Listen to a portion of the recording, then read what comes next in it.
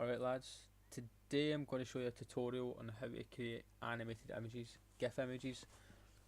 Currently the Afly Goatsa one, the Braga one that I created for Bully, that was in the bottom left hand corner, the rotating one, and the Joe's signature design one, which was just another flash.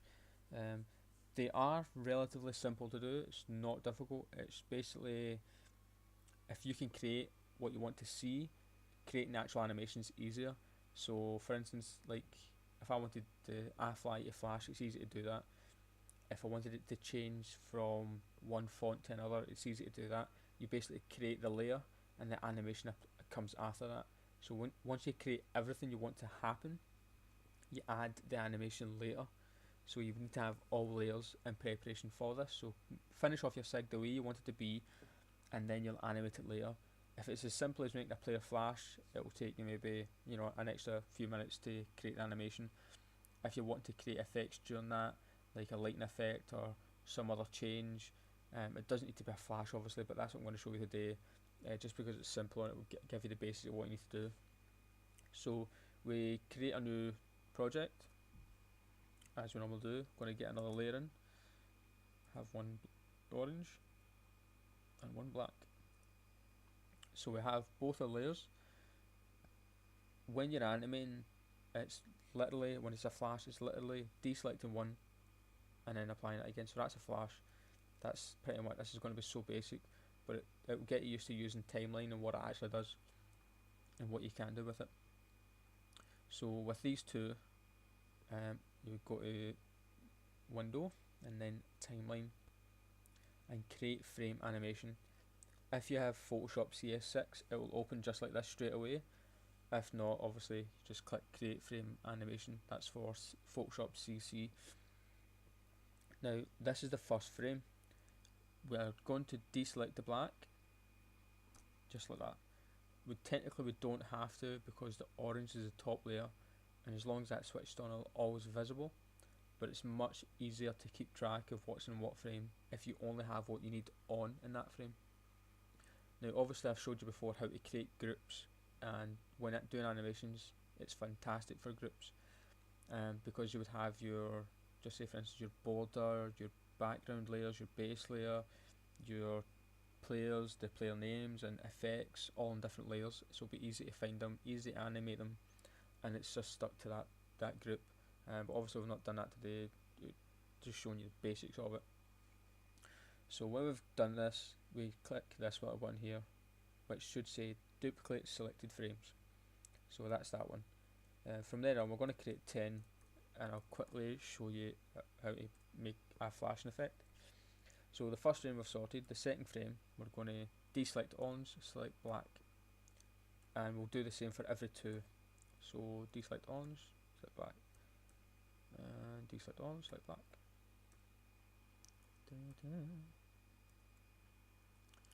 Now that's basic. So what we've basically done, if we put this back to the start, is press play, is that. Now you see it's only going once. So at the bottom left, we're going to change that to forever.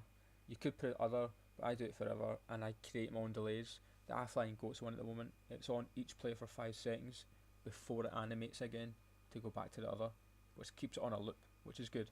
But it's not constantly flashing your face, it's not annoying, and we've seen some of them, well I've personally seen some of them about, and they're really irritating. I prefer to have slow animations that are eye-catching and sort of bring you to look at it, but they're not annoying and they don't get irritating. Because it will get to the point, if they are irritating or annoying, Davo will probably just ban them.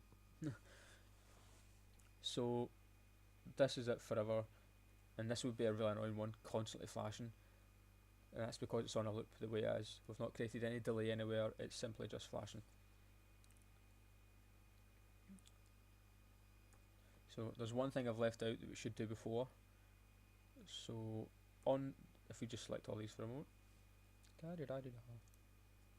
you would do this at the start. When you made your first frame, we would actually click on this and put it to 0.1 seconds. Now I've selected all of them just to do that, just so it's saving a bit of hassle. Having a 0-second delay is really annoying. It's just too fast, and the delay you see in Photoshop tends to differ from what you actually see when you create it. You'll just get used to that and what you're actually going to get. It's not much, but when you watch it you sort of see it. So I keep it to 0.1 seconds, and that's currently in the offline Goatse Sig. There's not much going on in them. It's simply on and off, and it's not too fast. You can see clearly what's happening. So basically, this would be your loop. You see, it's a bit slower. It's a bit easier to see. It's still quite annoying with constantly flashing, but you know that's just a simple effect, simple one. To obviously make it a bit slower to stop it, we basically just up the timer. So the first frame would be 5 seconds. We then get to the 6th frame, and that would be 5 seconds, because we would be obviously going through these and then going back to the animation, right? For example, 5 seconds here, it'll animate going forward and stop on black, and then basically go back the way, back to orange eventually, like that. That's basically the format I have at the moment for the offline Goatse one. So you can see how it will work out. It's not as difficult as you may think, but that's just basic flashing and how you'd bring an effect in on each layer. For each sort of, we'll call these timeline frames. So for instance, if I want to bring something specifically into the 2nd frame, I would basically have all my layers listed here, and I'd bring in what I needed to bring in. But this is if you wanted it to flash in instantly. You can create fades.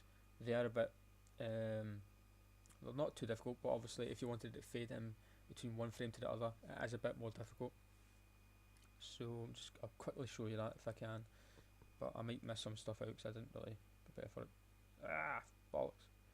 Just delete all that, and you're going to see Steam pop up in a minute because I clicked it like a nutcase would.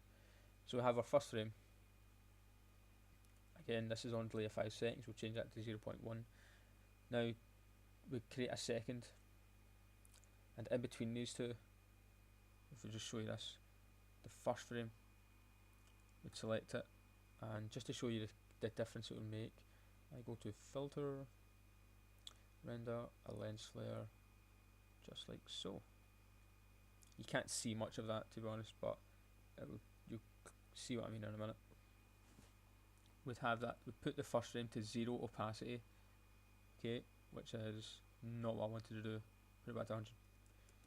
Right, hold on, kind of fucked that up. Forgot to mention, for any effect you're adding, lighting effect or so on, and you want to animate or fade, make sure you create a new layer for it.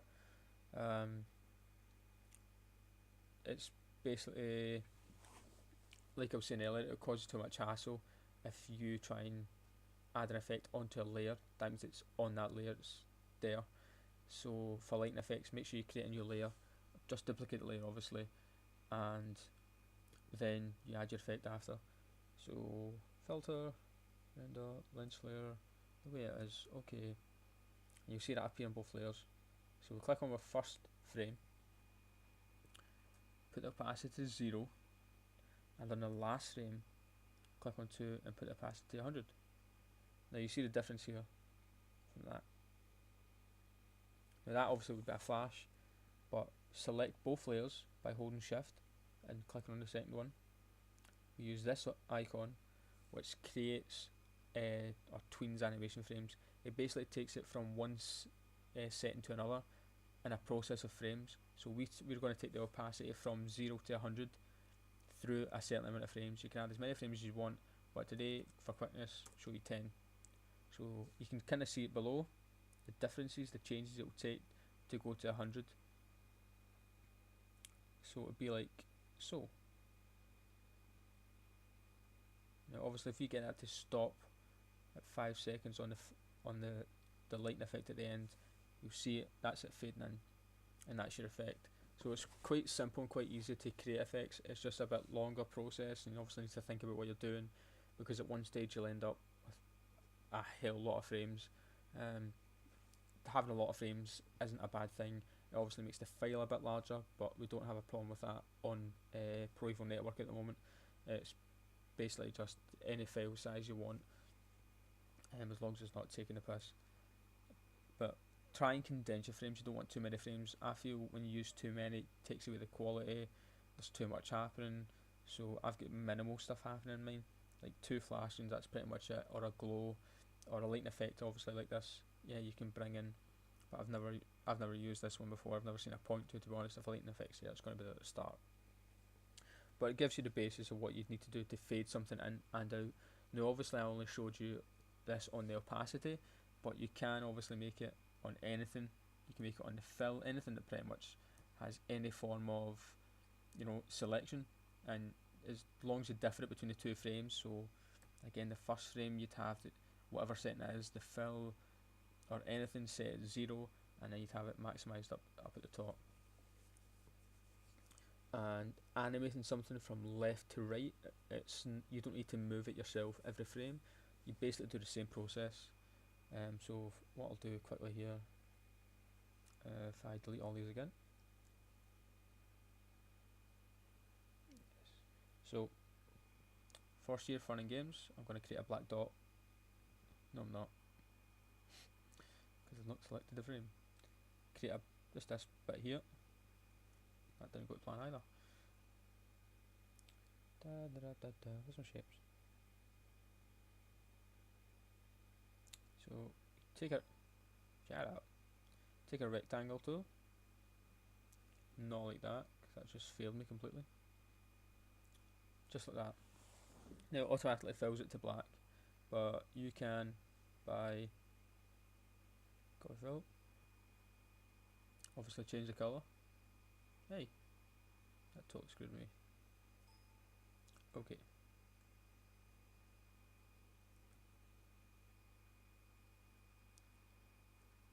That would be why. Right, so we have this basically on the left, and totally ignore that fuck up. We would then create a new layer, or a new frame, and obviously it's still on the left. Now the key part of this is getting it across. You're basically just going to move it straight across as much as possible without it going up or down. Right, so that's straight across. And we're doing the same thing. Shift, select both layers, and create your frame rate in between 10. And you can see here it shows you where it's going from each layer. So it makes it a lot easier, and you can see what happens. Cool, eh? So you've got endless possibilities with creating your effects. You just really need to know what you're doing and how you're going to do it. Make sure when you're creating an effect, either if it's a fade, something moving, that you're doing it for a new layer. So create your sig and then create a new layer. For instance, if you want a player, your actual layer of that player to obviously go from left to right or fade in, fade out, you wouldn't add him to the last moment. So you create your base, everything else as much as you wanted, and then do your animations at the end. Right? If you want two things to go at once, again you want to create everything, have it the way you want, and just make it so you're going to edit them. So obviously it's a bit harder to show you because these are just plain colours, but if I had a player that was going to animate in any way, I'd add him in last and keep him in that position and find out what I was going to do after that. That's pretty much the basics. If you've got any questions, just ask me. There's a whole lot of shit in there, and I tried to make it as clear as possible. I didn't have a structure to do this, so thanks for listening, thanks for watching, and again, just, you know, come at me if you need any help.